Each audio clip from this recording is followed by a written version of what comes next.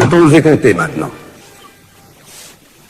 Je dois prendre une décision cet après-midi avant de retourner à Rome. Frère Bartholomé, essayez de tout nous redire en quelques phrases. Ne revenez pas sur les massacres. Qu'ils soient des hommes comme moi, je n'en peux pas douter. Car ils sont mes frères indiens, et je me reconnais en eux. Moi, je n'ai préparé aucun coup de théâtre. Mais quand je les vois, quand je les regarde, j'entends le cri de tant de sang versé, et toutes ces questions sur tant de lèvres. Pourquoi vous m'assassinez? Pourquoi vous me brûlez avec mes temples, avec mes livres? Pourquoi vous percez mes enfants? On me répond toujours, oui, mais ils sacrifiaient des hommes à leur Dieu. Et c'est vrai. Oui, c'est vrai. Mais revenons un peu sur nous-mêmes. Abraham s'apprêtait à sacrifier son fils à Dieu. Et c'est bien parce qu'il pensait que Dieu apprécierait ce sacrifice. Notre Dieu, le vrai Dieu, n'a pas toujours détesté qu'on lui sacrifie à des vies humaines.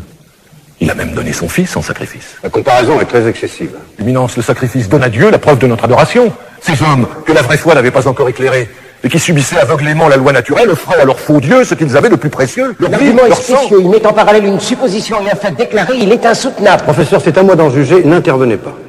De toute façon, pour anéantir ces coutumes que nous appelons barbares, nous nous sommes faits plus barbares encore. Comment voulez-vous qu'ils comprennent?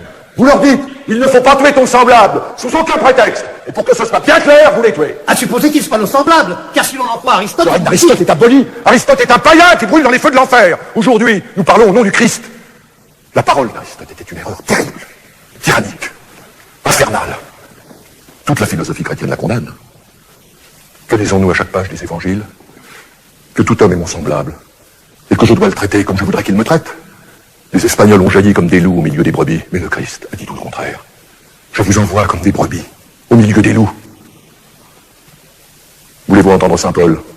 L'entendre vraiment? Écoutez l'apôtre. Il n'y a pas de juifs, ni de grecs. Il n'y a pas d'esclaves, ni d'hommes libres. Il n'y a pas de mâle, ni de femelle. Car vous êtes tous un dans le Christ Jésus. Tous un. C'est dans leur cœur que nous devons briser les idoles. Dans leur cœur seulement. Car comment serait-il à la fois chrétien et esclave? Comment?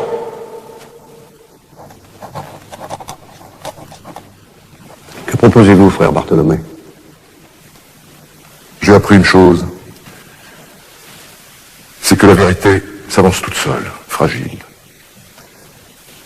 Toujours attaquée par mille ennemis.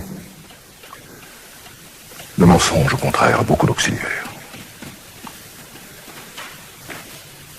Il faut rendre aux Indiens leur liberté première, car ils sont libres par nature. Je propose que les Espagnols se retirent des terres nouvelles.